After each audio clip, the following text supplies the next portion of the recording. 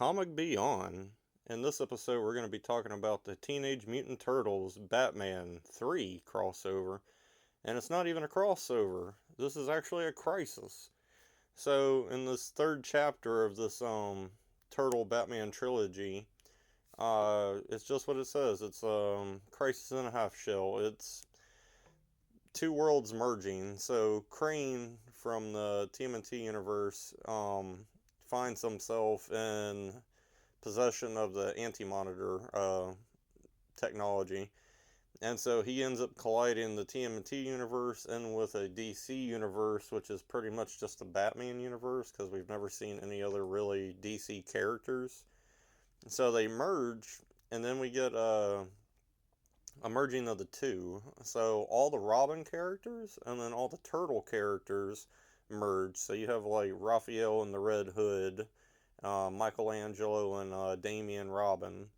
So it kind of alters reality a little bit, especially for the Batman universe. So in classic tradition, the Waynes and young Bruce, they leave the theater, and while leaving the theater, they stop by a pet shop and they get Bruce a bowl of turtles. And so then they go down Crime Alley, and then everything else unfolds the way it normally would. So the Waynes are killed, and the turtles, instead of the pearls hitting the ground in classic fashion, it's Bruce dropping the bowl of turtles. And they fall down into the sewer, and then Bruce runs to try to retrieve them. And then the turtles are mutated. And then what we find out is in turtle lore, Splinter raises the turtles. Well, now he don't just have the turtles to raise; he raises Bruce as a son. So now the turtles and Bruce are raised together. Um, so he still becomes Batman, and the turtles are turtles, but in Robin style. So they become like really cool action figures.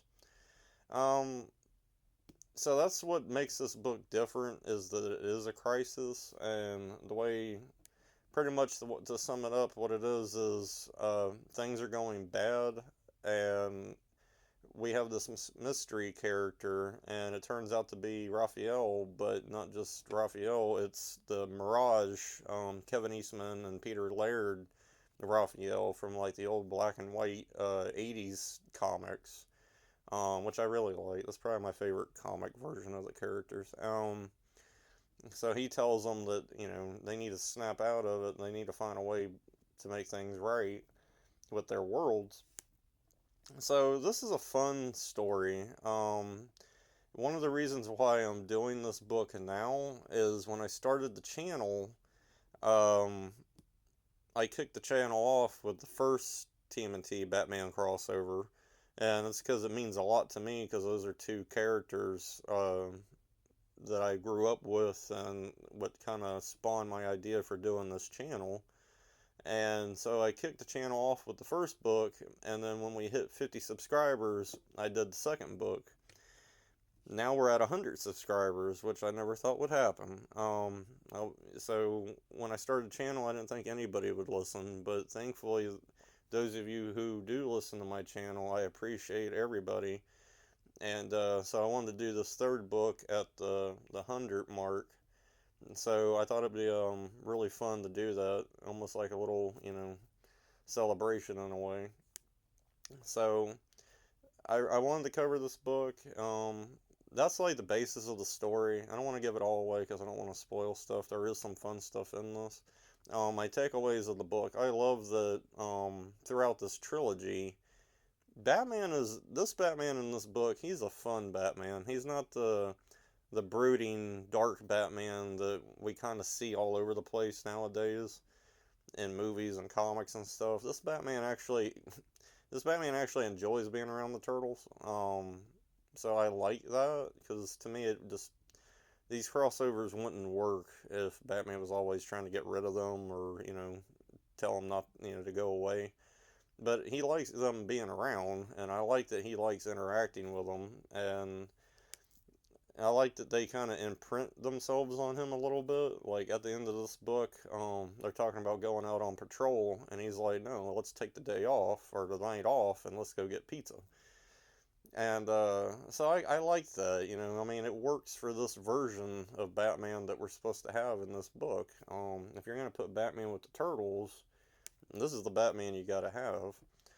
So, out of the three books, the first crossover is probably my favorite. The second one wasn't bad, and this one just goes off the rails, especially with all the multiverse crisis, you know, storytelling that's in it. But if you have read it, I hope you liked it. But if you've ever thought about checking these books out, pretty solid trilogy. Like I said, for me, the first book's the strongest.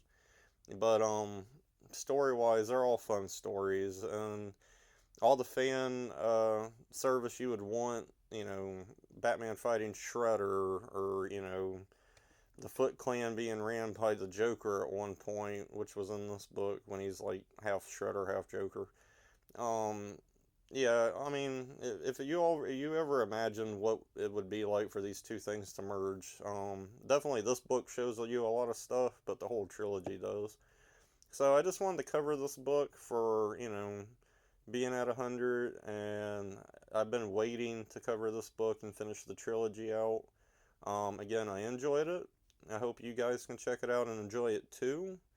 And until next time, I'll talk to you later.